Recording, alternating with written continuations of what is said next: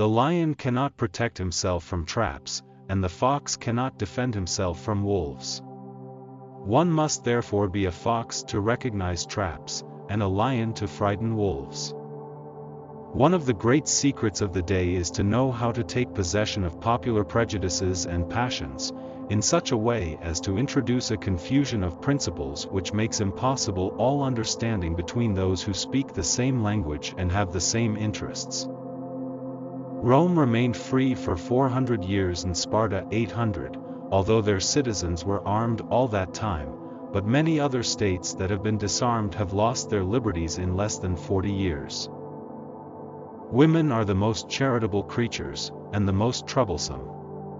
He who shuns women passes up the trouble, but also the benefits. He who puts up with them gains the benefits, but also the trouble. As the saying goes, there's no honey without bees.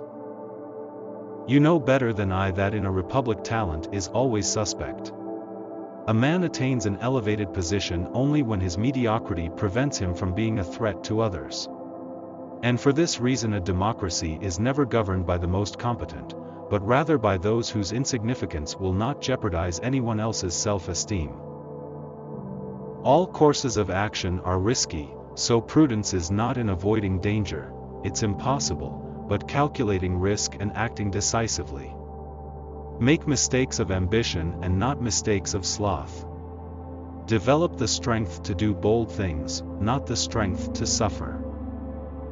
We must bear in mind, then, that there is nothing more difficult and dangerous, or more doubtful of success, than an attempt to introduce a new order of things in any state.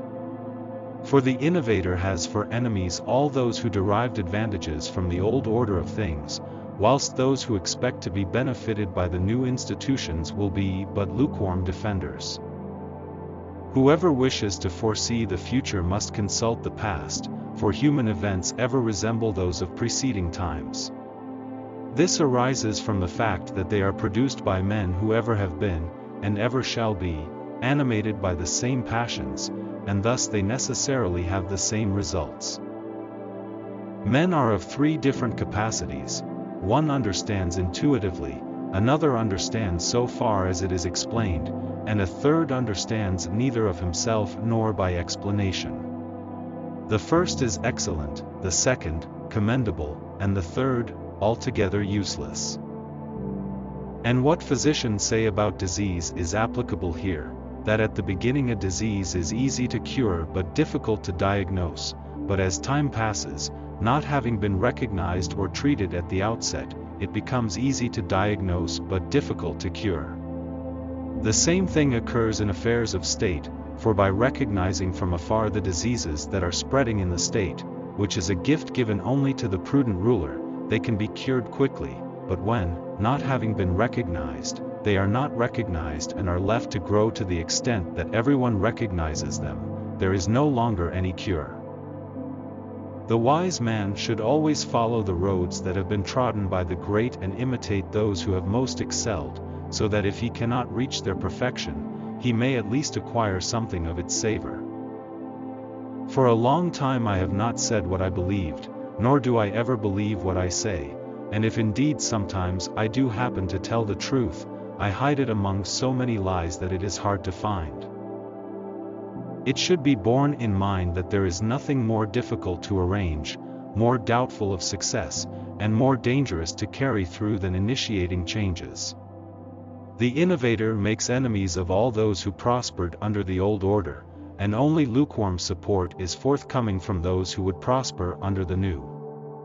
Their support is lukewarm, partly because men are generally incredulous, never really trusting new things unless they have tested them by experience. The great majority of mankind are satisfied with appearances, as though they were realities, and are often more influenced by the things that seem than by those that are. People should either be caressed or crushed. If you do them minor damage they will get their revenge, but if you cripple them there is nothing they can do. If you need to injure someone, do it in such a way that you do not have to fear their vengeance. If you only notice human proceedings, you may observe that all who attain great power and riches, make use of either force or fraud, and what they have acquired either by deceit or violence, in order to conceal the disgraceful methods of attainment, they endeavor to sanctify with the false title of honest gains.